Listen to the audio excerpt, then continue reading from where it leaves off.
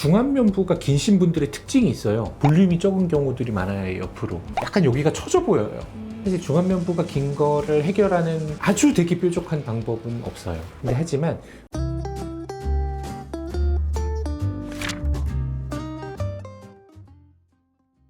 원장님 어떤 네. 사이트에 저주받은 얼굴이 있대요. 원장님께서 한번 읽어보시겠어요? 아, 중안면부. 중안면부는 길면 길수록 남자다워지고 인상이 무서워진다. 그쵸. 사실 중안면부가 긴 모습들을 싫어하시는 분들이 되게 많아요. 안 예쁘잖아요.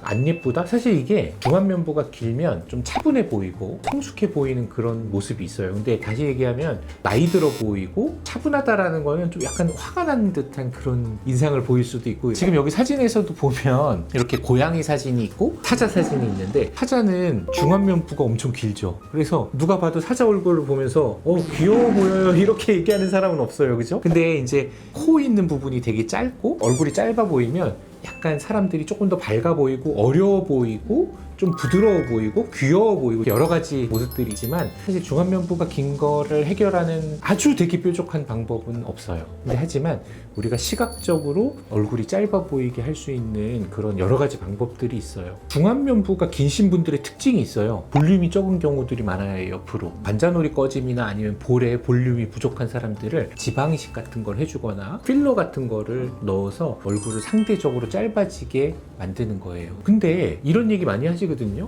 선생님, 그럼 나는 여기 넣어가지고 가로 세로 이렇게 밸런스를 맞추면 얼굴 너무 넙대대하게 커지지 않아요? 근데 사실 그렇지 않아요. 얼굴을 넙대대하게 땡그랗게 찐빵처럼 만드는 게 아니에요. 이게 약간 마술 같은 그런 건데, 볼륨감이 생기면 얼굴의 전체적인 밸런스가 좋아지고 얼굴이 오히려 작아 보여요. 약간 여기가 처져 보여요.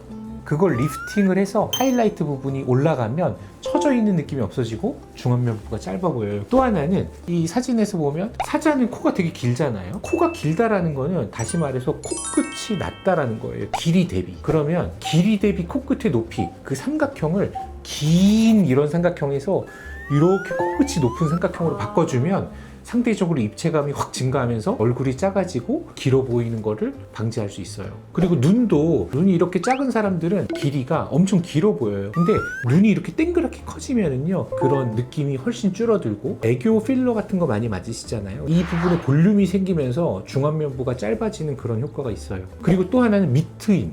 눈의 길이가 넓어지면서 중안면부가 짧아져요. 그런데 하면 안 되는 수술들이 있어요. 이마 거상 같은 거. 이마 거상 하면은요, 이마가 더 길어지고 눈썹이 올라가니까 이 중안면부가 더 길어 보이지 않겠어요? 또 하나는 광대 수술하면 안 돼요. 여기 깎여 똑같은 효과 아니에요? 이거는 사실 사진 바깥으로 쓸 수는 없는 사진인데, 지방 이식을 해서 입체감을 증가시켜주고 중안면부의 볼륨을 좌우로 넓혀준 거예요. 전체적인 볼륨감이 살아나니까 얼굴이 짧아 보이죠. 근데 이거를 광대를 쳐서 넣었다고 생각해 보세요. 얼굴이 진짜 길어지겠죠.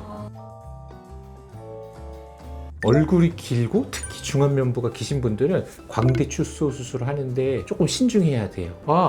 이지아 중안면부 길죠? 근데 예쁘잖아요. 원래 이뻐서. 오케이.